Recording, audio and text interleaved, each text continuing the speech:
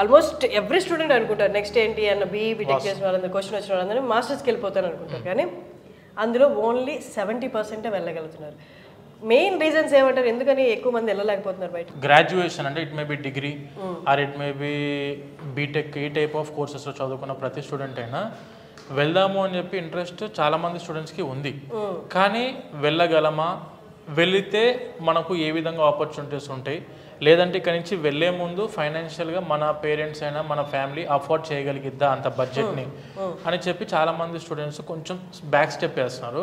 ఇప్పుడు ఏం జరుగుతుందంటే అన్సెక్యూర్డ్ లోన్స్ ఇచ్చేస్తారు, ఎటువంటి ప్రాపర్టీ అష్యూరెన్స్ లేకుండా with very low interest rate తోటి మనము స్టూడెంట్స్కి ఎడ్యుకేషన్ లోన్ అందించి, ఆ ఎడ్యుకేషన్ లోన్ అంటే ఓన్లీ చదువుకు మాత్రమే కాదు, మళ్ళీ education loan is for studies and for food and accommodation expenses in that country. And దానితో పాటు ఇక్కడ నుంచి వెళ్ళేటప్పుడు ఫ్లైట్ టికెట్ కూడా లోన్ వస్తుంది. ఒక ల్యాప్టాప్, ఒక బుక్స్ ఏమైనా కొనుక్కుందాం అనుకున్నప్పుడు దానికి కూడా బ్యాంక్ వాళ్ళు లోన్ ఇస్తారు. 100% మనం ఎటువంటి ఖర్చు లేకుండా లీగల్గా అఫీషియల్ బ్యాంకుల వాళ్ళ దగ్గర నుంచి, ఎన్బిఎఫ్సిస్ దగ్గర నుంచి మనకు లోన్ పొందే సౌకర్యం ఇప్పుడు ప్రతి ఒక్క స్టూడెంట్కి ఉంది.